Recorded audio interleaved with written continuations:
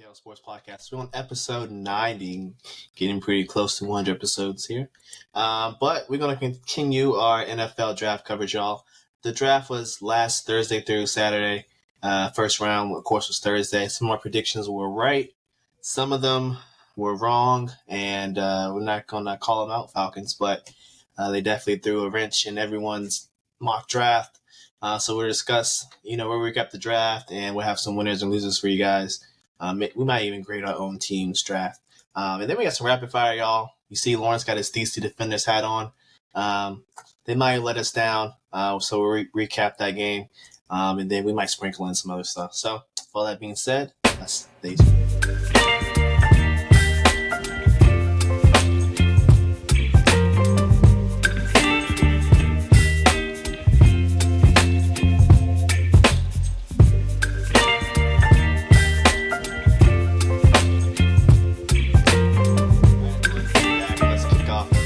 NFL draft coverage. Like I said, first round was Thursday.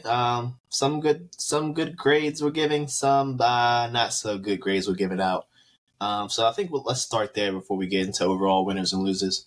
So if we just look up ESPN, let me pull it up for you guys so you can see. I think our mock draft is pretty accurate, I want to say. Definitely the first two picks we got right. I think we were split at Drake May.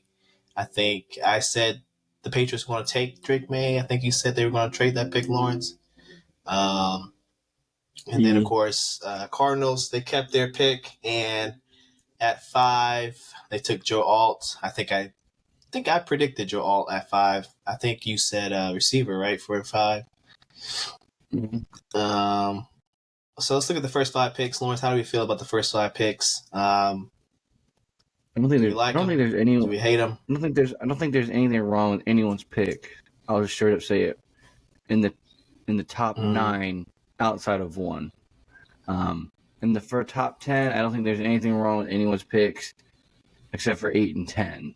Out of a, Okay, so let's. But overall, it's a pretty good draft for 2 picks.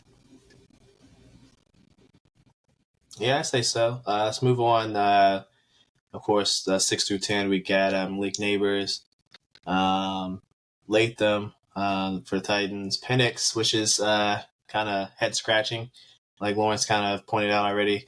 Odunze to the Bears. I think we both agreed that was going to happen, and then JJ at 10. The Vikings moved up, 1 pick to get him from the Jets. Mm-hmm. I guess they did that because the Raiders were kind of lurking in the background, so they wanted to make sure they get there. That's their guy, guys. So let's just get right to it. Michael Penix at number 8, head-scratching. In my opinion, they're idiots.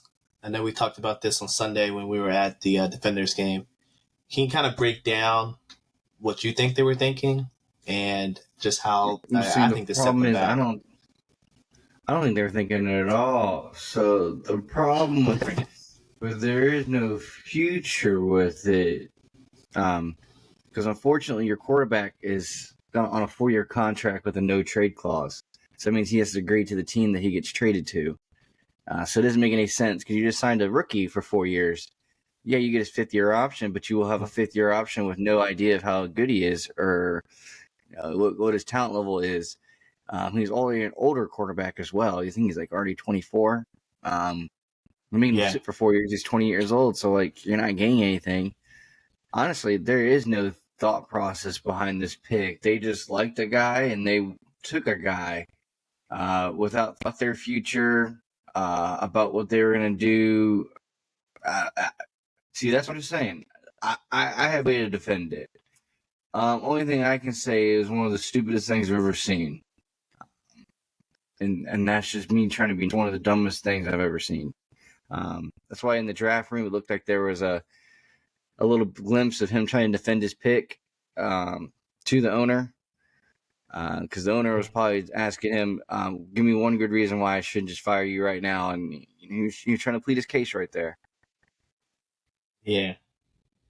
Yeah, I mean, I saw it flash up. I was watching McAfee's draft coverage, and I was just dumbfounded, just like all of them were.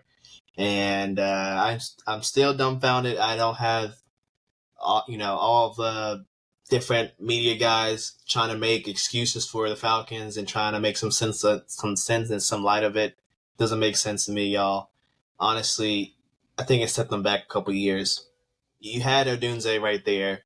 You had your pick at defensive guy, whether that was Brian Murphy or if you wanted to go corner or whatever the case is, whatever you wanted to do, you had your pick of defensive guys. Yeah, you probably would have reached based on best available, but I mean everyone knows that you need defense, and then even receiver would have been a nice pickup right there. So I think that, like you said, Penix is 23. He'll be 24 when the season starts.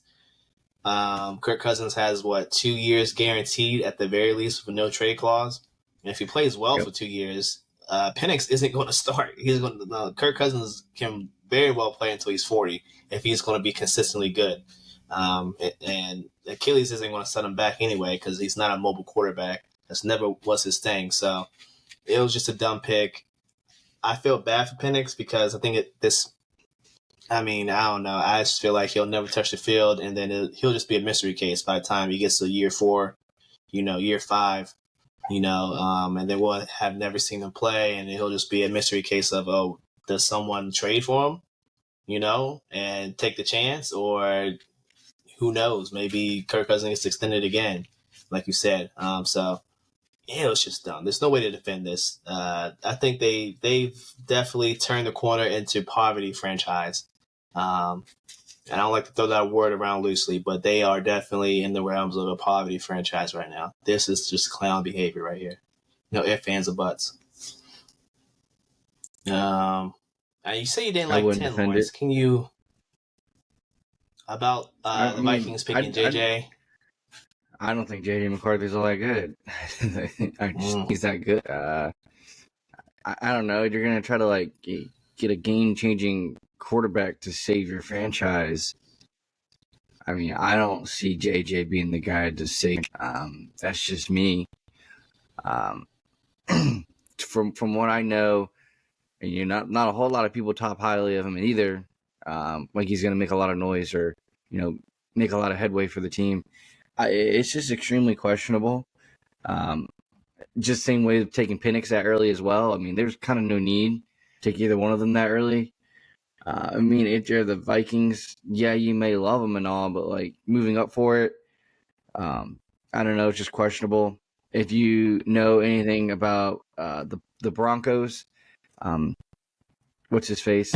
Sean Payton was talking a little bit about it, how he was kind of trying to stir up the waters to see, because he was trying to put it out there that he wanted J.D. McCarthy. But then after the draft, he completely came out and said, yeah. So I think the Vikings got nervous that they weren't going to be able to get anyone at all, and they went and jumped the gun. I don't think it's going to be that great of a pickup. Yeah. I think for me, JJ is a 50-50 chance. Either he's going to be a bust, or there's the 50% chance he's going to be maybe an above-average quarterback. As far as star power, I just don't think he has it. He has tons of weapons. Don't get me wrong. You got, Jay Jettas, and you got Hawkinson, you got Addison. Sure. You got all the weapons you need to throw to, but like you said, I just didn't see enough in college. I'm sorry. Just didn't see enough. So I don't know how well he's going to translate. Yeah.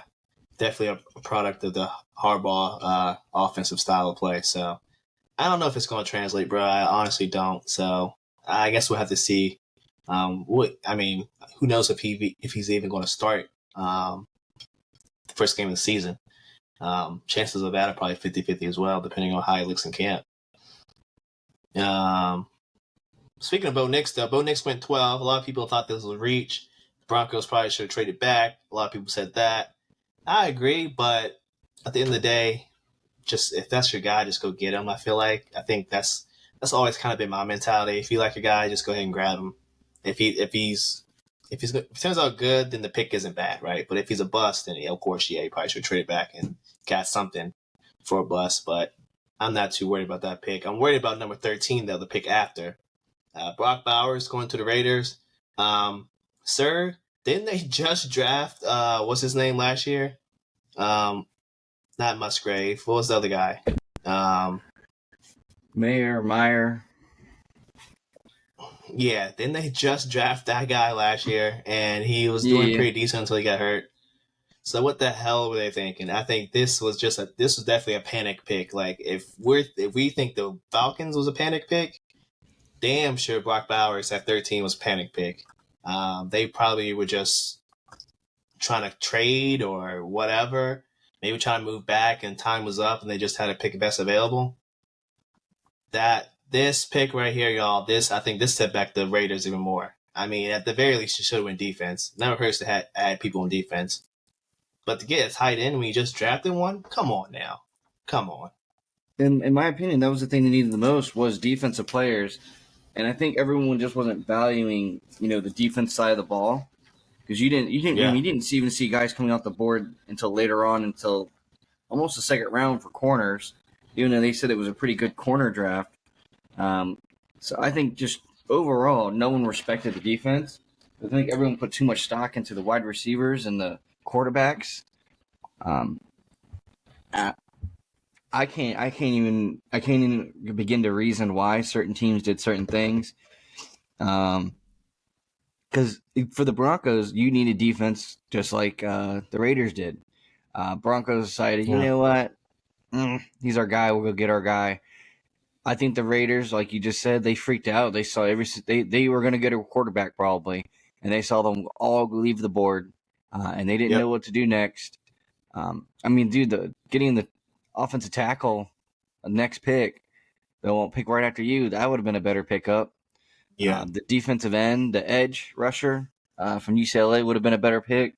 And they're both taken right after you, so it wouldn't have been a reach. It would have been one pick difference. I mean, you can just tell based on right after when they picked and then all the picks right after, you can tell that the focus and shifting of the draft. Pretty much everyone after that was, all right, let's focus on let's getting skilled position guys because they're off the board. So we're going to have to get O-line, D-line, O-line, D-line. That's pretty much everyone focused on, O-line and D-line after the wave of love to the wide receivers. And, I don't know. They freaked out, they panicked, and now they're stuck with a guy who, I don't know. He's just going to be stuck on a roster with another tight end, and they're going to have to run 2 tight end sets every other play. Yeah, so I guess get used to 21 personnel. And they don't have Josh Jacobs anymore, so I guess even the prospect of taking advantage of 2 tight end personnel isn't really there. I don't know who their backup running back is, but it ain't Josh Jacobs, all right? So I'm not very impressed. Moving on, though, we got my Bengals took Mims from Georgia. I was pretty welcomed by the pick. We need an O-lineman. They addressed it early. Now, Mims didn't start too many games at Georgia. I think he only started like 8 games, but I don't think he didn't give up a sack. Plus, he's just like a freak of nature. I think the kid is just huge. So I think they are going for like a home run hit there. And then your Panthers traded back into the first round. I think they picked up Xavier Legette, South Carolina. Lawrence, how you feel about that pick? I think it was a little bit of a stretch. I don't think it was necessary. I think it was very, very, very, very, very, very, very, very, very highly he was going to be there in the second round. So the need to go out and just throw some picks at it just to go get him, I didn't understand that. I would have understood it more if it was worthy. I'm not against the Legette pick. I don't think he would have been the best wide receiver to go up in the draft to go get, because our problem last year was separation, and he kind of struggled in college by getting separation sometimes.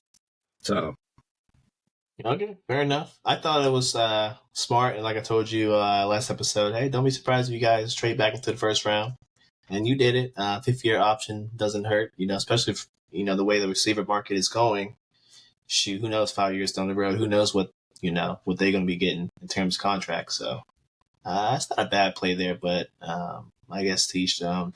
Let's move on to winners and losers. For the whole draft, I think we both have this loser on our list, the Falcons. I think just the first round pick by itself is just, I pitch you in the loser category. I can't find a worthy excuse for what they did, drafting Penix at 8. Maybe the rest of their draft was good, but I can't. I don't know.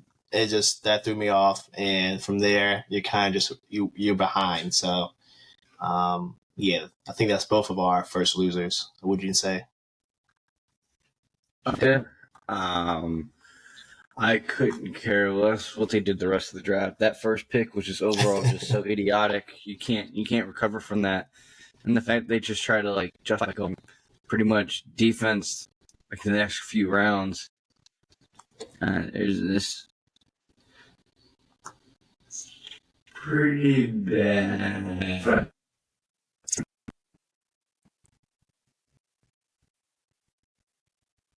Looks like Mel Kiper has them as a C, which I guess is generous, but let's be honest, look at the rest of their picks. I mean, they went defense. They went defense a lot of the way down, so I guess they kind of took some flyers on some of these guys. This O'Hara guy, actually, I think he was pretty decent for Clemson. Braylon Trice, he might have been one of Washington's better defensive guys, but overall, I think for me, if I had to give them a grade, I give them damn near a D-. I mean, maybe they redeem themselves by getting defense the next couple picks, but other than that, I mean, just picking Michael Penix at 1 is just horrible. Who do we got for your first winner, though, Lawrence? Who would you say stood out? Which team? I mean, what team stood out the most for me? I would have to say, I was telling everyone, the Cardinals for me. I liked everything the Cardinals did. They needed some defensive threats on the line. They got a guy who plays defensive tackle and defensive end in college. They got Xavier Thomas from Clemson, so they got 2 defensive linemen they needed. They pretty much used the rest on just filling out position pieces that were of need, getting corners. And they had 12 picks, man. They had 12 picks. That's a handful of guys to fix your roster up, even if they all don't stay. There's still a whole bunch of guys that you didn't have before. And the fact that they stuck in their ground and they took Marvin Harrison Jr., absolutely loved it. Yeah, I agree. They were going to be one of my picks as well. I'm going to go with the hometown team. Commanders, bro, they had a great draft. I'm sorry. This Adam Peters, I guess their new president, head of operations, whatever his title is, I think he's cooking. He's cooking something up in D.C. right down the road. Loved all the picks. Kept it simple with their first pick, Jaden Daniels. Just take the second best quarterback available. No need to do anything fancy or try to, be fumble people or try to be, do some extra stuff. Just, hey, work the draft board simple. Get their guy of the future. Hopefully, that pans out. But the other picks, though, I mean, Newton, who I wanted Cincinnati to move up to go grab because Newton, he's a very good football player. So they address defense. Then they get a corner, the guy from Michigan. A lot of these Michigan guys, I've noticed, probably were drafted a little bit higher than they were probably projected just because of their national championship run. So some of these guys probably got a boost in draft stock. That's one thing that I noticed. But I'm not mad at them taking a corner because what's the guy they drafted last year? He was just booty cheeks, getting picked on all the time. He would start one game, get benched the next game. I think his name was Forbes. Yeah, he was just not very good for them. Was not a good pick by Ron, Riverboat Ron, one of his worst picks while he was in Washington. And then they get this guy from Kansas State, which they do need a pass catching tight end because, I'm sorry, my boy Logan Thomas, he's just getting too old, y'all. He can't make explosive plays down the field. Now, he's a sure catcher, but in terms of if you want big explosive plays from your tight end, he's just not that guy anymore. And then they go offensive tackle. A lot of people would give them flack for waiting until the third round to get a tackle, but hey, sometimes you find diamonds in the rough, right? So I'm not too mad at that. And then they go receiver, McCaffrey's brother. I didn't watch, to be honest, I didn't watch any Rice games. So I don't know how good McCaffrey is, but I'm sure being his dad, I think was a receiver, right? So I don't think there's any issues. He'll probably find a good role in the team. Then they filled out some needs. So I'm not mad at the Commanders. I think they got an A-. I would give them an A. I think straight up A is good. I agree with that one. Any more, I guess another loser? Do you have another loser total draft that just they kind of, didn't do too well? I guess one of mine, I'll just put the Browns, mainly because they just didn't have any picks, nor did they try to do anything to get more picks. I think this is the end. This is the end of the Watson era. That trade, so completely comfortable with just letting it all slide down the board. Not being a part of the draft this year, pretty much. So I'll just throw their name out of there just because of that. But other than that, I think they did okay for what they got.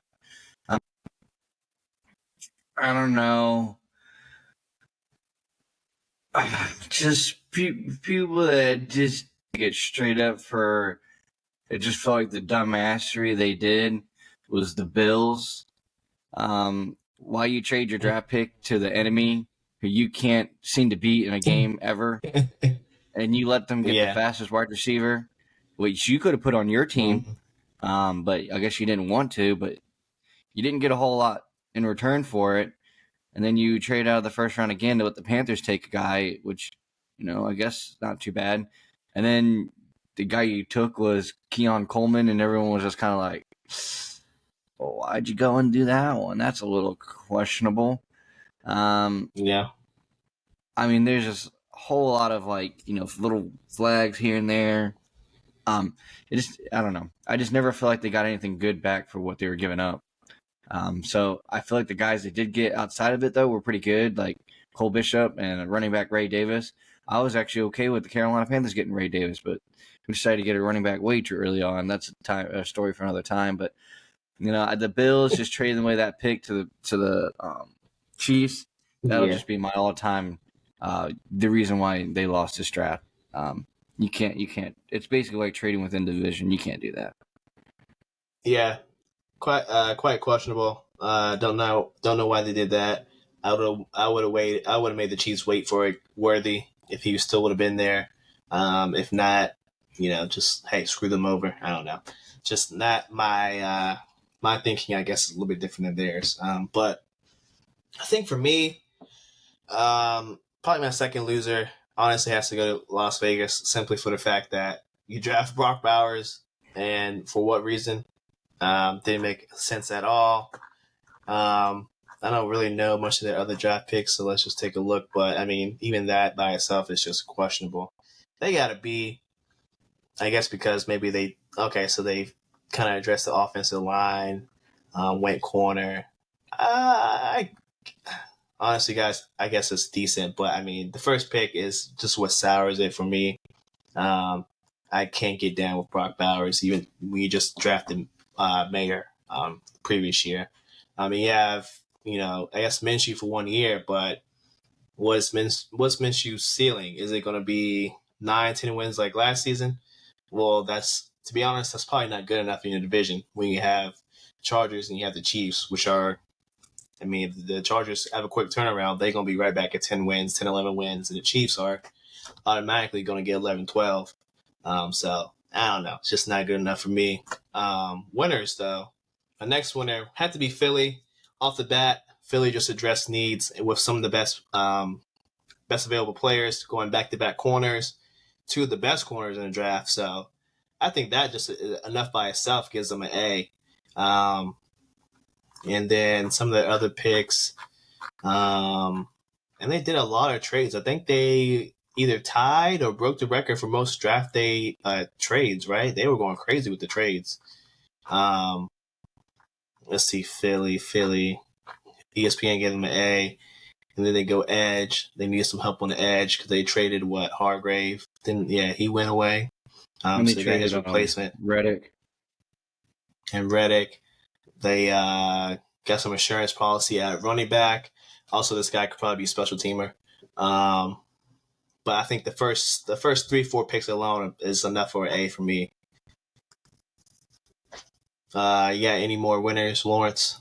I mean, honestly, a winner for me. I'm not completely sold on Caleb Williams, but getting Caleb Williams a surefire wide receiver right off the rip for him. Mm-hmm.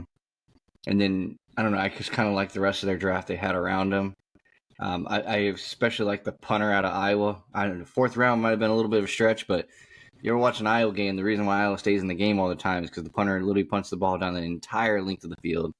He had some of the most punts down in the 20-yard line, in between the 20 and the end zone, than anyone else. So I mean that's just a game changer right there. It helps you flip your field every time you need to punt the ball. Help Caleb Williams get the ball back in better situations each time if their defense holds up. We didn't think their defense was the problem last year. We thought it was the offense. Okay, what do? We get an offensive tackle. We're going to help address that problem. Get a wide receiver and get a quarterback. All right. You might be a little questionable running back, but running backs, they always figure out to find their way to fix they get on a roster. Running back is the least of your worries. But honestly, do you think about playing in Chicago this year? It's a 3-man set every single play. As long as Keenan Allen can stay healthy, it's a 3-man set. DJ Moore never has problem with health. Odunze never really had problems with health. So Keenan Allen can stay healthy. You got a 3 wide receiver set every time, and it's dangerous whoever it goes to. So, yeah, Chicago, I think they did bits to fix up things. Yeah, they did a great job. Definitely one of my sleepers of the draft. I think going Odunze was the right move. Go with your second first round pick, and then shore up the offensive line. Like you said, going punter in the 4th round is crazy. But I guess this guy, like you said, I ain't watched too many Iowa games, but I think this guy is punt god. I think that's what they call him. So, anytime you can get one of the best in college, hey, just go ahead and spin that pick. I think he'll do them wonders. In terms of sleepers or just other good teams, maybe not winners, but they had decent drafts. Chargers, I'll give it to the Chargers. Going offensive line was the best move for them. And then of course Harbaugh is going to go and get his and get some of his college players, like we predicted. He got his linebacker. I thought he was going to get his running back, but I don't think he had a chance to do it. But he got McConkey from Georgia. He was a good went defensive tackle from Alabama.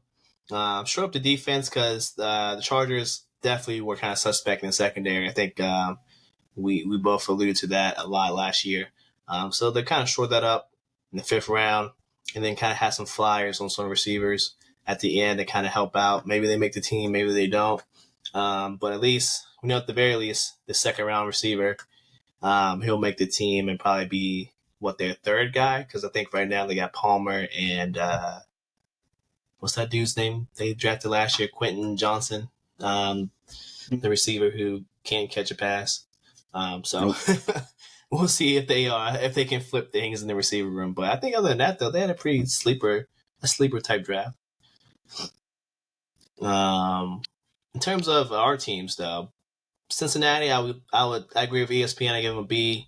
Like I said, I like Mims. The 2nd pick, Adonai Mitchell was waiting right there for the picking. I thought we should have went receiver 2nd round, but I understand why they went Chris Jenkins. Definitely needed a defensive tackle after Reader left, so I'm not hating on that pick. The 2nd defensive tackle, though, I thought was a reach. This Jackson guy with extra 3rd round pick, thought he was a little bit of a reach.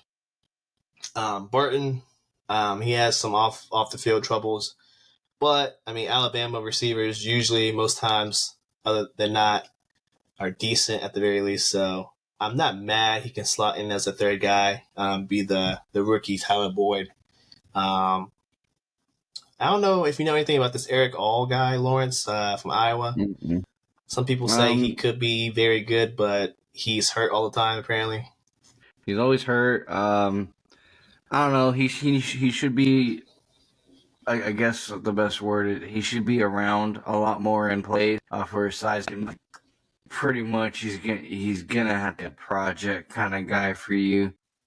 You're probably gonna have to fix him up. And the better word is beautify him a little bit. But I mean, you can fix him up and make him work out properly. I think it's a good pick.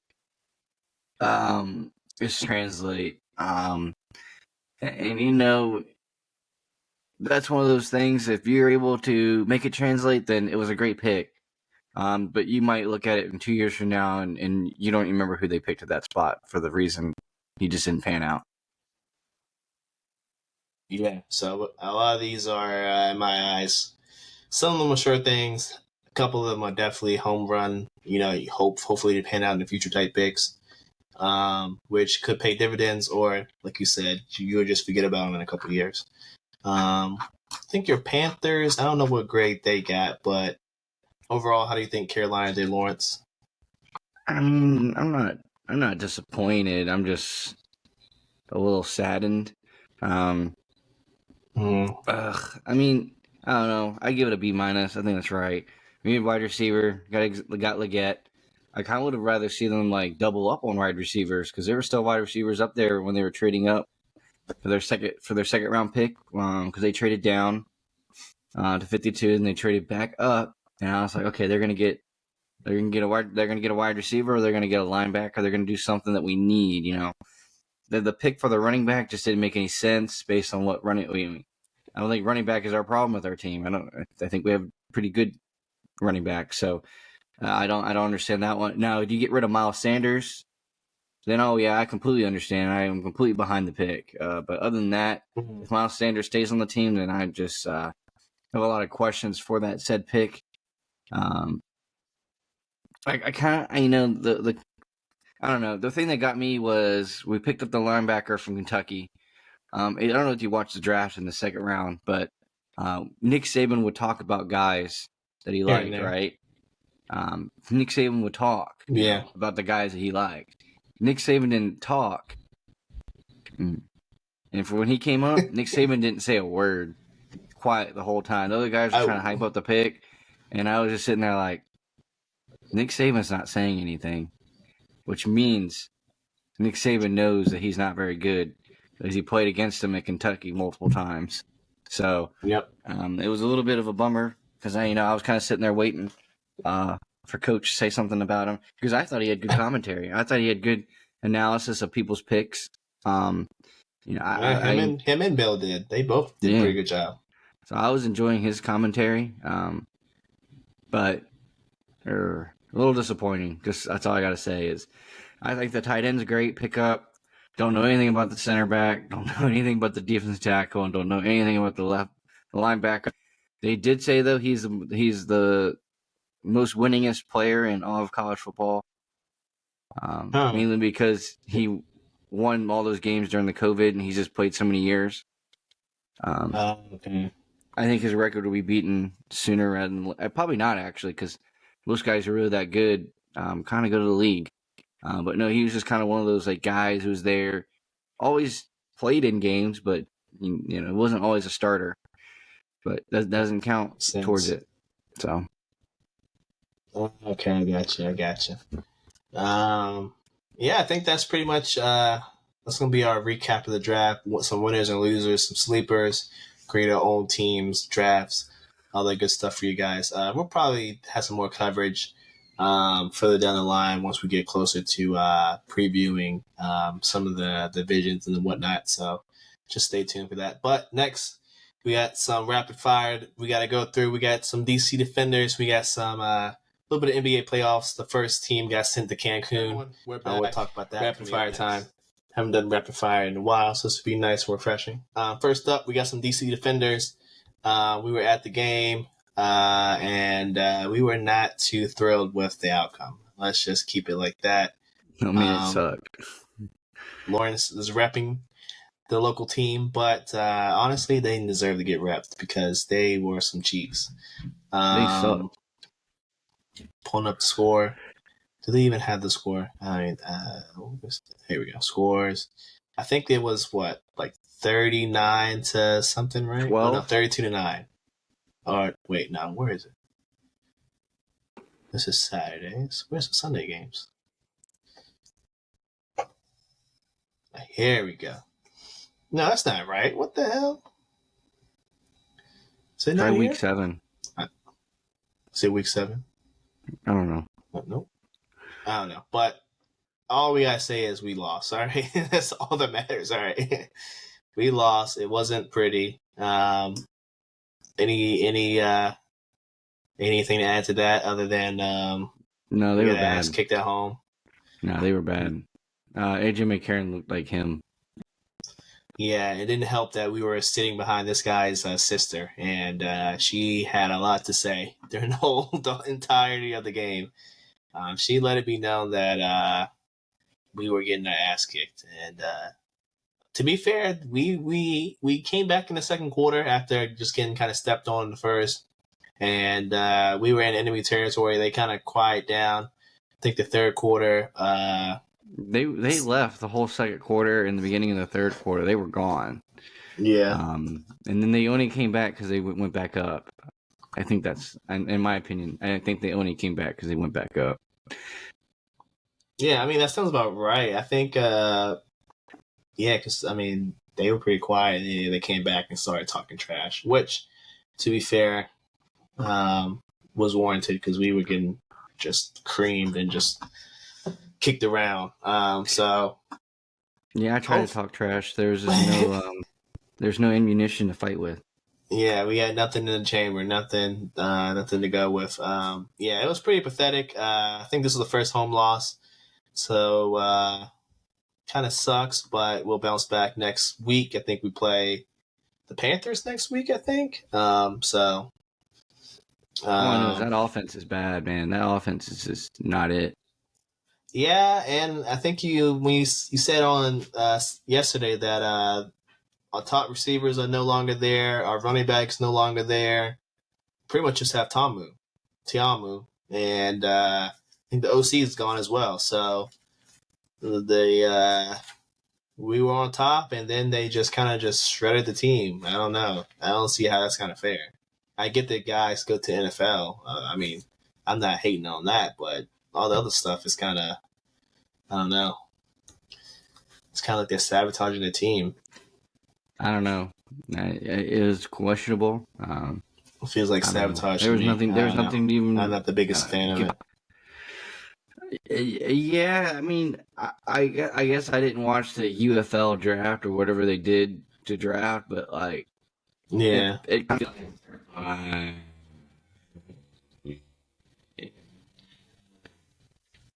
team looks like a complete shell of what it used to be.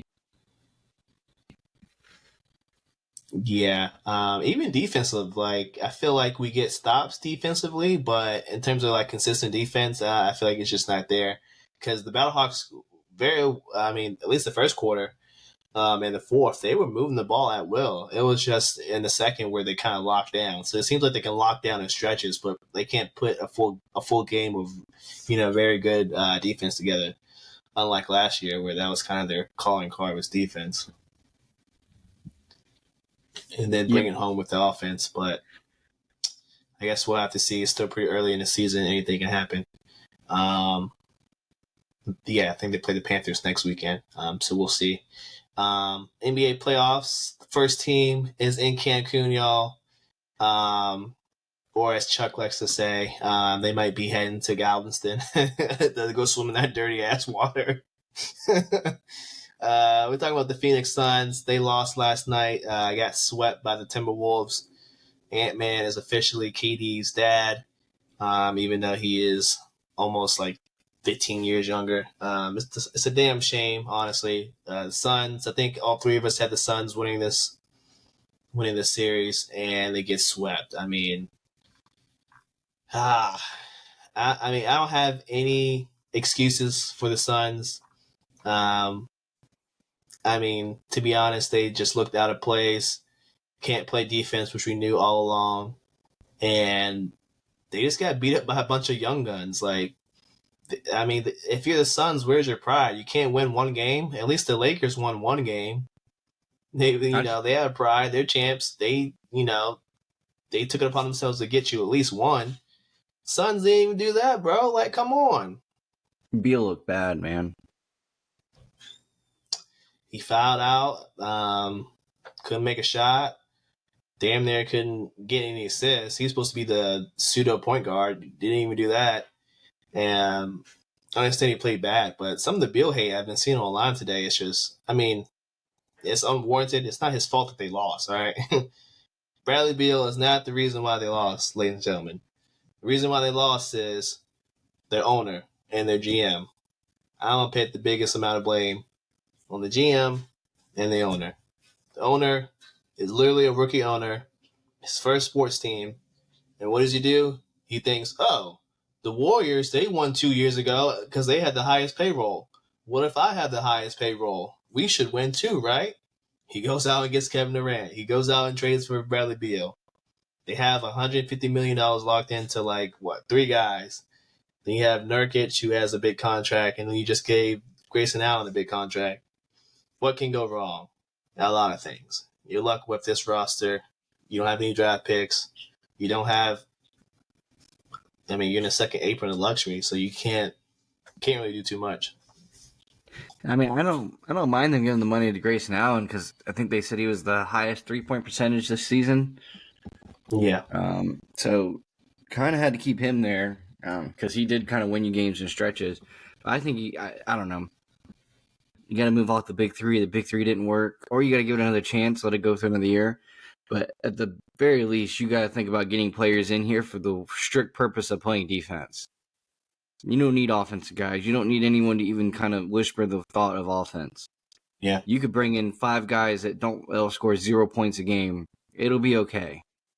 Because that's not their purpose here. Their purpose is literally to play defense.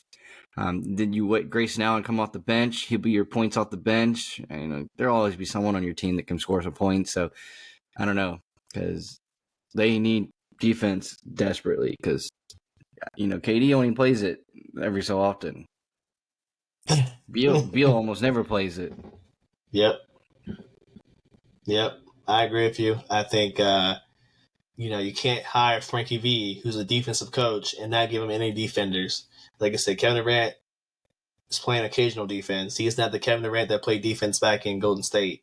That was defensive player of the year capable Kevin Durant. Kevin Durant's not doing that with a repaired Achilles. That ain't happening. Nurkic, decent defender, kind of gets bullied a lot. So you can't really, rely on him too much. Then your other 2 guards, Beal and Booker, they damn sure don't play any defense. So other than that, who you asking to play defense? Royce O'Neal, Okogie. Let's be honest. Grayson Allen, they undersized and they get cooked a lot. So I don't know. Like I said, this is on the GM, James Jones, which, to be fair, he's put together some good teams in the past. But I think he was kind of hamstrung with this new owner who just thinks that if you get a bunch of stars, you're going to win. Well, no, sir. You have a defensive-minded coach. You didn't give him any defenders. What do you expect to happen? And you don't have a point guard, which apparently Frankie V lobbied for a point guard. And James Jones and the owner said, no, you have Kevin freaking Durant, Devin Booker, and Bradley Beal. Why the hell you need a point guard? Sir, this is why you need a point guard, because you get swept. And the other reason, you have 3 guys who just run ISO, and that's your whole offense. And let's be honest, it's not going to win you too many games, as we have seen. So they're off to Cancun, y'all. Lakers might be going to Cancun. Lawrence thinks. I think they're going back to LA. They're going to win tonight. What else we got going on? Pelicans will be visiting them in Cancun, too. Yeah, Pelicans will be going to Cancun next. They play tonight. Literally, I think they're about to tip off right now. They're going to Cancun. You think they will put up a much more of a fight, but after the last game, just getting punked around on the home floor, yeah, they're losing. They're definitely. I don't know. After I watched them sit Valanciunas super early and didn't play him because they trying to fight against the small ball. Yet the first 2 games, Valanciunas was not your leading scorer, but most efficient scorer. And you just said, screw the rebounds and screw his points. We're just going to try to win it this way. That was your biggest loss of the whole series. You better play Valanciunas every minute you can tonight because he's literally the only offense you got half the time. And that's just because Chet Holmgren ain't going to do nothing against him. Yeah, I didn't understand that. And we pointed that out a couple episodes ago. Like, the Thunder's one weakness is big men. They have just a skinny, lanky guy in the middle who's a rookie, and he just can't take the punishment. And you have Big Val, who's freaking 300 pounds and Eastern European, and he's just getting buckets whenever he wants. So, I don't know. It just doesn't make sense. Hopefully, like you said, he plays a lot more than he did last game. I think he'll be able to keep the game close with his defense, rebounding, and just giving them like 15 to 20. Hopefully that's the case, but we'll see. Other than that, I don't have anything else. I think this is a pretty quick rapid fire. We'll cover some more things next episode on Wednesday. But Lawrence, you got any final thoughts before we head on out? No, I got nothing for you. I'm waiting for my picks to hit. Waiting for his picks to hit. I'm about to make some picks as soon as this ends. So we'll conclude there. This is MTL Sports Podcast, y'all, episode 90. Thank you for listening. Thank you for watching on YouTube, all that good stuff. And we will see you on Thursday. Peace out.